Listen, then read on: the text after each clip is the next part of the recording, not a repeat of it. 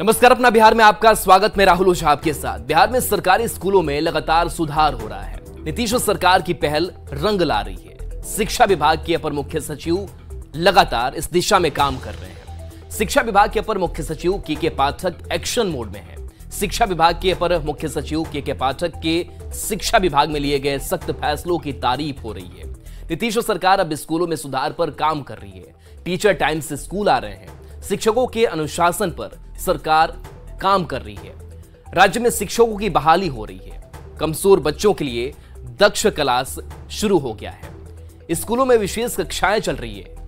नए time table का शिक्षक पालन कर रहे हैं। शिक्षक स्कूलों में सुबह 9 बजे से शाम 5 बजे तक का समय दे रहे हैं। बच्चों की हाजिरी की अगर बात करें तो 50% या हाजिरी अनिवार्य कर दी गई है।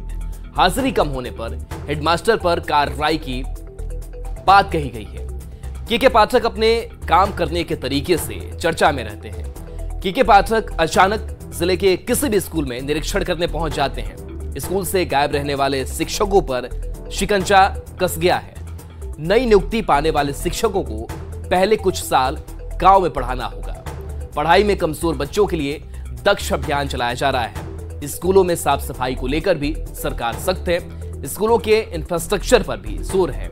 हालांकि के पाठक के फैसले का विरोध भी हो रहा है। इस पर सियासत भी जारी है, क्योंकि शिक्षा विभाग ने टीचरों और शिक्षक नेताओं को साफ तौर पर चेतावनी दे दी है कि यदि वो मीडिया, सोशल मीडिया और अखबारों में अनर्गल बयान देंगे तो उन पर सख्त कार्रवाई होगी।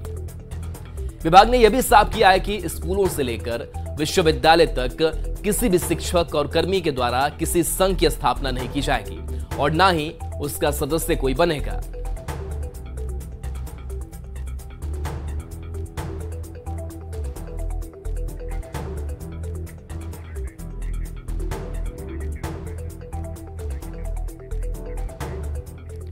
तो स्कूलों में मिशन दक्ष के तहत क्लास की शुरुआत हो गई है। मॉडल टाइम टेबल की शुरुआत हुई है। शिक्षक सुबह 9 बजे से शाम 5 बजे तक स्कूल में रहेंगे। 9 बजे से 3:30 बजे तक कक्षाएं चलेंगी। फिर दोपहर की अगर बात करें तो 3:30 बजे से लेकर के 4:30 बजे तक दक्ष क्लास का आयोजन किया जाएगा। शाम में शिक्षक बच्चों का होमवर्क चेक करेंगे। कमजोर बच्चों के लिए विशेष कक्षाएं चलेंगी। स्कूल में अब सोमवार से शनिवार तक क्लास चलेगी। शनिवार को भी अब पहले छुट्टी नहीं होगी, क्योंकि शनिवार को यह माना जाता था कि पहले छुट्टी हो जाती थी, वो अब नहीं होगी। बच्चों की उपस्थिति 50% अनिवार्य कर दी गई है। तो ऐसे कई जो तमाम बदलाव हैं वो किए गए हैं और मिशन दक्ष के तहत क्लास चलेंगे, जिसमें शाम में शिक्षक होमवर्क चेक करेंगे। जो कमजोर बच्चे हैं उन पर खास ध्यान देंगे वो। तो शिक्षा विभाग के अपर मुख्य सचिव के पाठक लगातार स्कूलों का निरीक्षण कर रहे हैं। इस सिलसिले में वे भागलपुर पहुंचे। शहर के टीचर ट्रेनिंग कॉलेज और जिला स्कूल का निरीक्षण किया। इस दौरान उन्होंने ट्रेनिंग ले रहे शिक्षकों से बात की। के पाठक ने शिक्षकों से बात करते हुए 14 घंटे काम करने का मंत्र भी दिया। और बाकी आप लोग रहना, खाना ठीक है,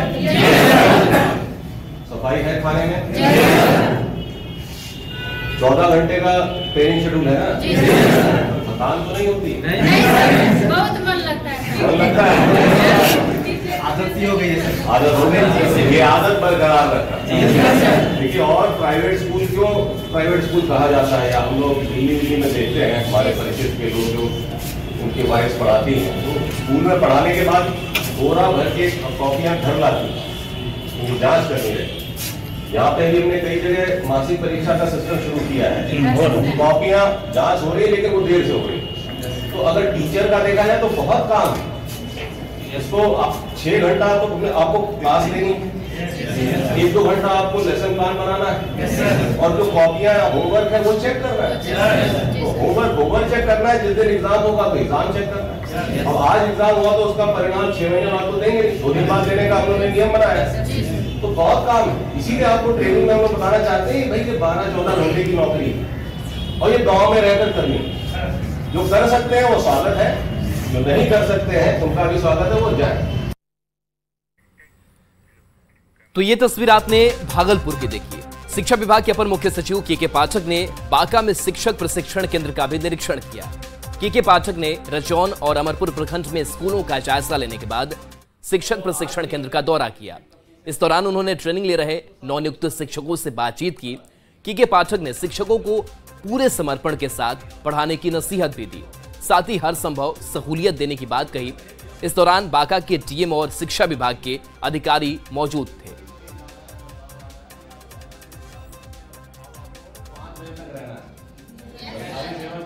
8 घंटे ड्यूटी करेंगे तो 9 बजे से 8 घंटा जोड़ लीजिए, सुबह 9 से 5 ठीक। और टीचर तो आज में उत्साहित थे, आप लोगों के जो बैच।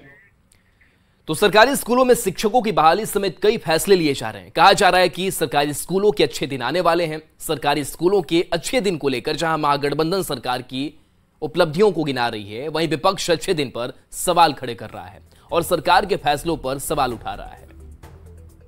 व्यवस्था बेहतर हो, बिहार में गुणवत्तापूर्ण शिक्षक और गुणवत्तापूर्ण शिक्षा हो, और इस दिशा में हम लगातार प्रयास कर रहे हैं, लगातार कार्य कर रहे हैं, और उसका कहीं ना कहीं परिणाम भी देखने को मिल रहा है। शिक्षक समय पे स्कूल आ रहे हैं, बच्चे बेहतर ढंग से स्कूलों में आकर के शिक्षा ग्रहण कर रहे हैं। बिहार के स्कूलों के अच्छे दिन आ चुके हैं, चूँकि सरकार, शिक्षा विभाग और शिक्षक ने ठाना है कि बिहार के स्कूलों को स्मार्ट करना है, बिहार के बच्चों को स्मार्ट करना है, अच्छी शिक्षा देना है। बिहार की सरकार और शिक्षा विभाग की प्राथमिकता में शामिल है कैसे बिहार के विद्यार्थियों को गुणवत्तापूर्ण शिक्षा मिल सके। इसके लिए लगातार सकारात्मक दिशा में प्रयास किए जा रहे हैं। चाहे इंफ्रास्ट्रक्चर डेवलपमेंट की बात हो, शिक्षकों की बहाली की बात हो, नियमित रूप से विद्यार्थी स्कूलों में आ सके, शिक्षकों की उपस्थिति हो। शिक्षा में सुधार के नाम पे शुरुआत से ही इस महागठबंधन की सरकार की नीयत में भ्रष्टाचार और घोटाला है। सबसे पहले तो शिक्षक भर्ती में घोटाला हुआ। नंबर्स जो शिक्षक भर्ती होने थे वो कुछ और बताए गए, और तमाम तरह की गड़बड़ियों के बीच जो भर्ती हुई वो कुछ और नंबर्स थी। उसके बाद विद्यालयों का इंफ्रास्ट्रक्चर, विद्यालय इतनी बदहाल स्थिति में है कि शिक्षक क्या पढ़ाएंगे और छात्र क्या पढ़ेंगे, और इन सब के ऊपर करेले पे नीम चढ़ा शिक्षा विभाग के तुगलकी फरमान।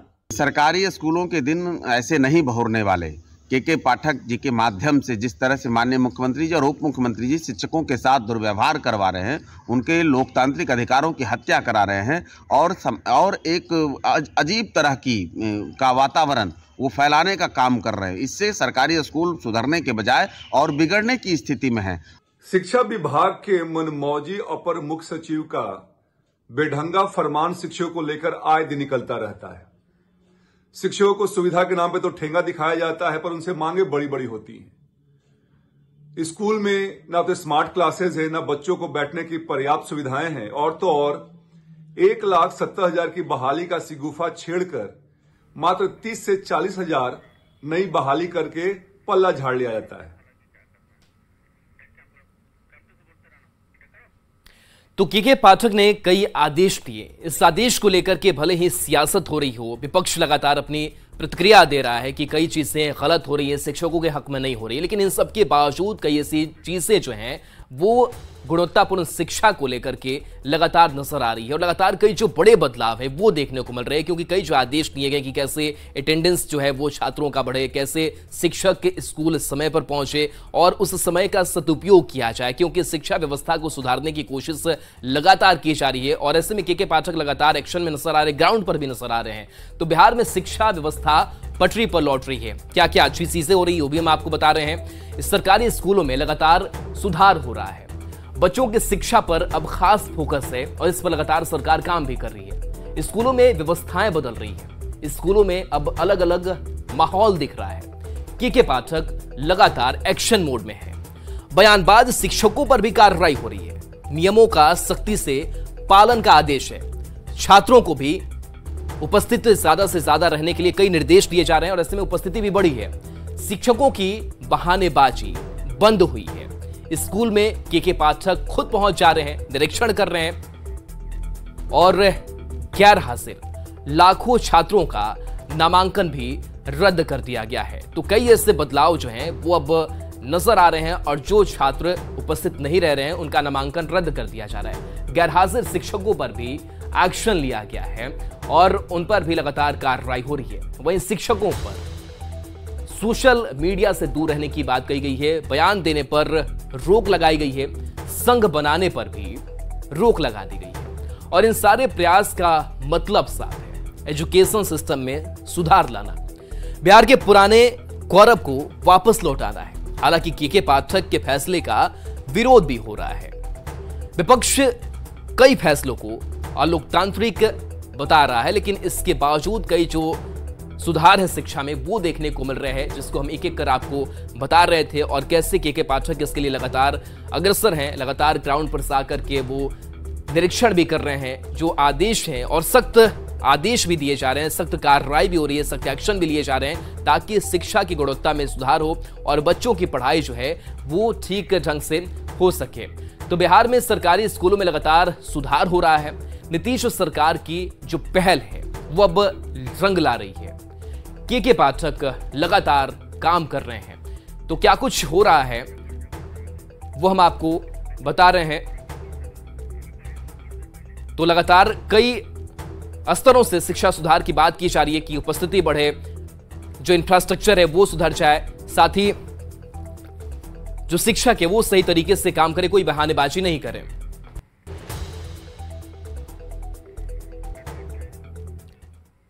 तो एक तरफ सरकार एजुकेशन सिस्टम को पटरी पर लाने के लिए एड़ी चोटी का जोर लगा रही है, वहीं बाढ़ में एजुकेशन सिस्टम की बदहाल तस्वीर सामने आई है। आज भी बच्चे पेड़ के नीचे पढ़ने को मजबूर हैं। ये तस्वीरें हैं बाढ़ मंडल के मोकामा प्रखंड के मेकरा गांव की, जहां 14 बच्चों के लिए स्कूल में एक ही कमरा है। अधिकांश बच्चे स्कूल के अहाते में पेड़ के नीचे अपना भविष्य संवार रहे हैं। बच्चों का भोजन भी खुले आसमान के नीचे बनता है। उसकी ये तस्वीर बाढ़ से सामने आई। सर 174 बच्चा है, इसमें एक ही गो रूम है और इसी में हम सब लोग पढ़ाते हैं। किसी तरह खुले आसमान के नीचे बच्चे को पढ़ा रहे हैं, कोई समस्या उत्पन्न होती है? जी, बरसात आर में थोड़ा दिक्कत होता है सर। बरसात होती है तो बच्चे लोग को छुट्टी देना पड़ता होगा? नहीं सर, उसी में किसी तरह से अथी करते हैं। जब विभाग को लिख के दिए हैं विद्यालय के विभाग को दिए हैं सर बहुत।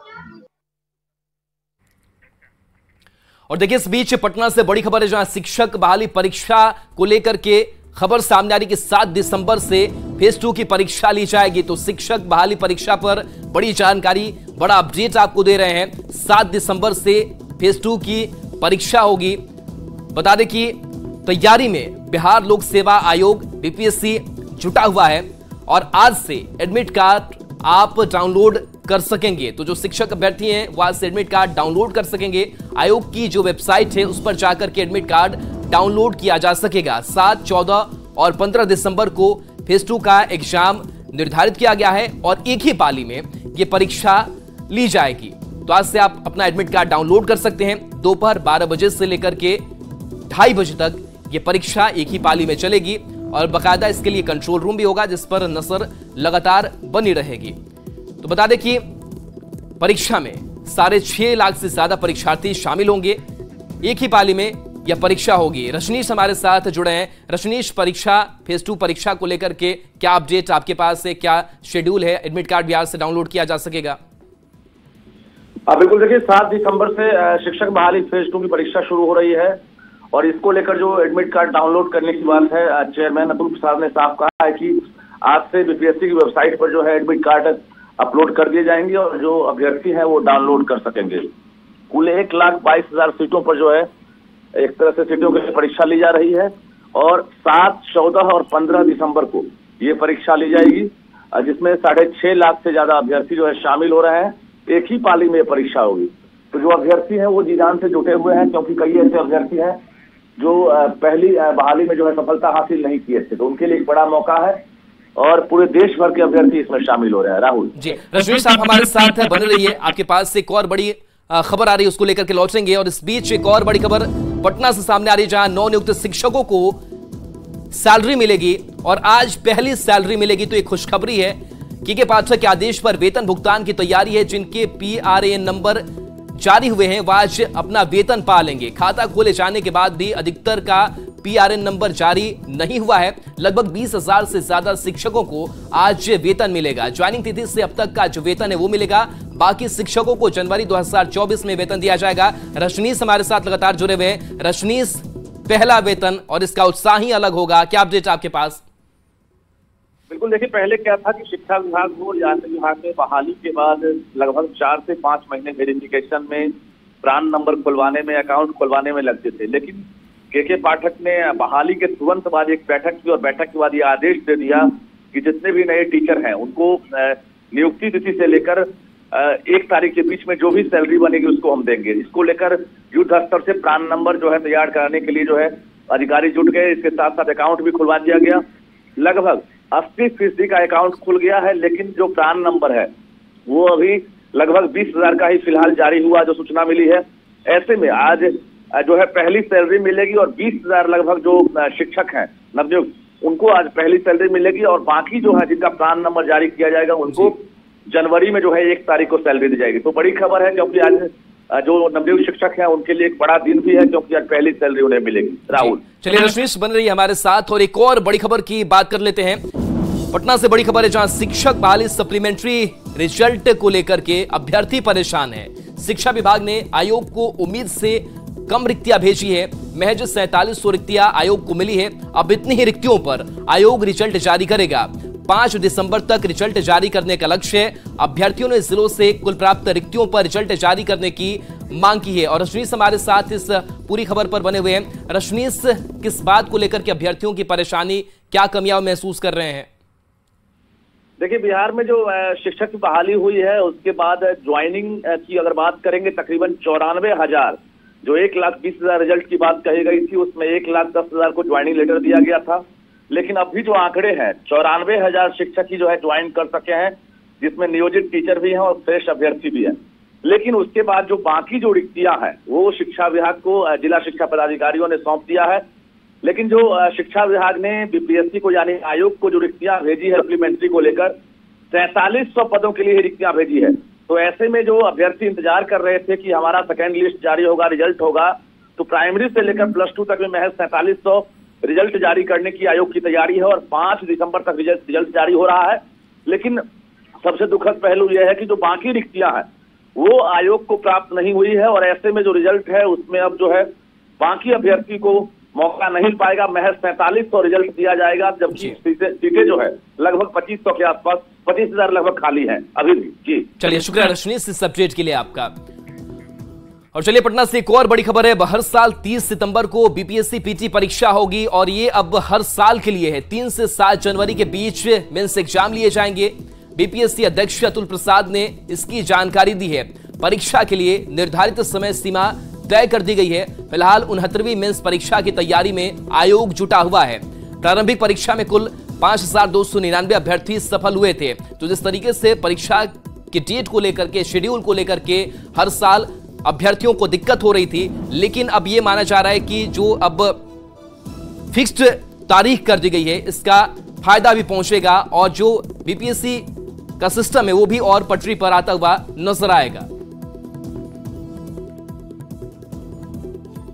तो 3 से 7 जनवरी के बीच मेंस की परीक्षा होगी और बीपीएससी अध्यक्ष ने जानकारी दी है और वो पोस्ट भी हम आपको अतुल प्रसाद की दिखा रहे हैं, जिसमें निर्धारित समय पर परीक्षा होने की बात कही गई है। और चलिए न्यूज़ 18 बिहार झारखंड पर खबरें आपके लिए लगातार जारी है।